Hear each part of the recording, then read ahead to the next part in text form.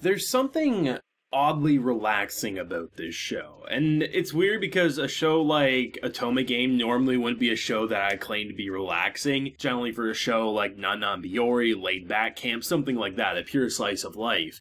But even though, I mean, we had a kidnapping in season 2 already, there's something oddly charming that, you know, things will eventually work themselves out when you have a black hole like Katarina, and an episode all about seeing them as kids versus now and how nothing's really changed. The black hole has always been the black hole, whether it was hunting ghosts down back in the day to making up fantasy stories about lightning being dragons and them killing the dragon and marrying themselves. It's just like, there's something about this show, and I really like the kind of like end with the fireworks, seeing them basically as their teenage young adult forms, to then when they're back kids, it was the same thing. You know, having the brother and Giordo just constantly feeling like they're trying to shove the other away. Nothing's changed over those years. And I think some people might say, well, what's so fun about seeing a group of characters that never really change? And honestly, it's just that their connections feel so tight, and really, Katarina brought so many characters out of their shell that it almost seems impossible for her to end up with just one person. It really does feel like she'll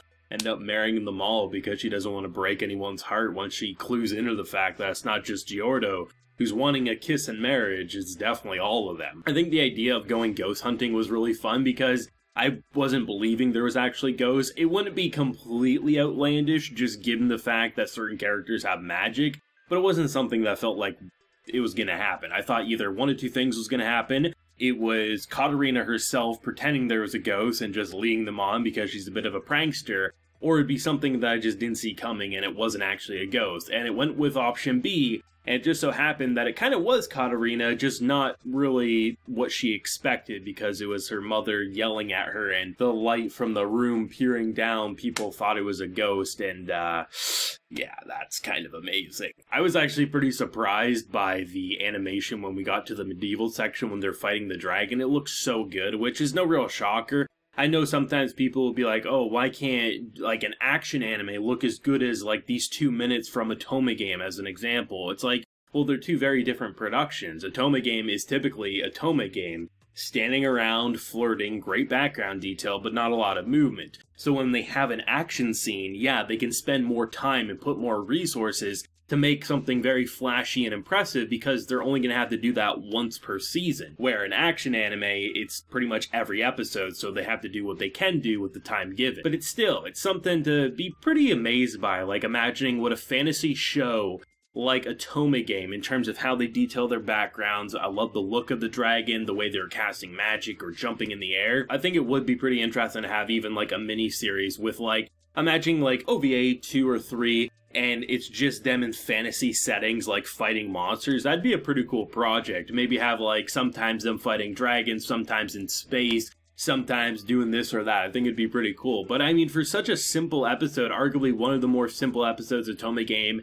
if I'm remembering correctly anyway, from both seasons 1 and 2, yet it really does show you how far they've come, but how much hasn't really changed. The fact that Giordo is fully in her head, she knows he is in love with her, though the big thing for her about pushing back is no longer not knowing, it's her being fearful that once she moves in and does this or that, she'll no longer be able to do what she wants. She can't climb trees, she can't farm, she can't be Katarina, she'll have to be someone she doesn't want to be. The obvious answer is Giordo will never make her do that, but she doesn't know that. So there's a way to keep it still, will they, won't they, while still having progression, with all the characters now more forward than they ever were before. Granted, they were still forward back in the day and she was oblivious to it, from latching onto her arms to, you know, following and doing everything she does. The difference now is that they're definitely far more, like, aware. That if Giordo now is willing to kiss her because, well, she's his fiancé, then we need to start making our moves much more clearly.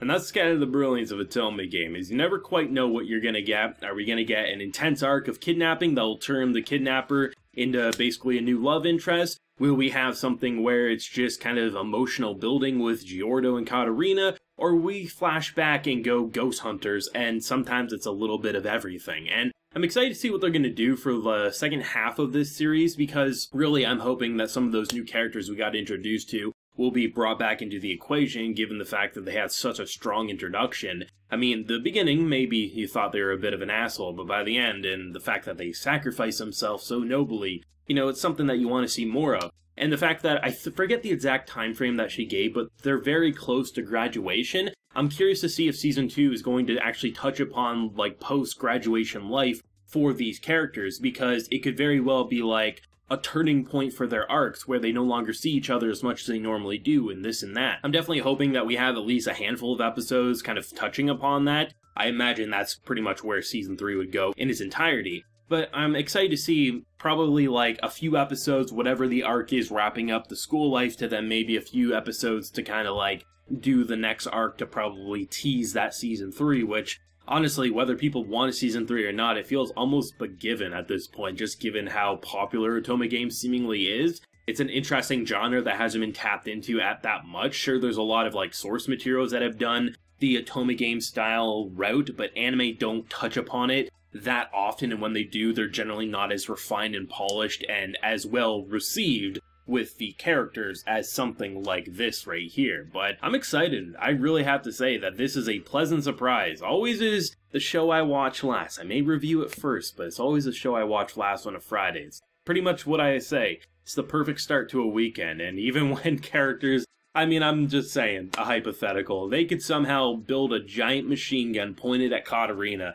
and I would be convinced that that gun would fire hearts before the arc even wrapped up. That's how confident I am in this black hole, and the fact that she was always this good is kind of amazing, but kind of sad all at the same time. Though in terms of probably like the best emotional point in the episode, I really did like seeing our girl here, who constantly, I mean, we've always known it, everyone would peer at her, say she's cursed, she's a cursed child, but then Katarina would be this bundle of energy that would show her the light, so to speak. And the fact that when it randomly starts storming, she's kind of getting like those PTSD flashbacks, people always insulting her, you're a cursed child, disaster comes wherever you go. They were walking in the woods, so everything was fine. Now a thunderstorm's brewing, but then you see Katarina not fazed in the slightest, and considering everyone around her to be a friend and family, it definitely changes her perception. I'm glad that they're continuing to flesh out those relationships, even though we've had plenty of moments where she's been proven not to be cursed because of Katarina's kind actions. To see it at such a young age again just further fleshes out why different characters are so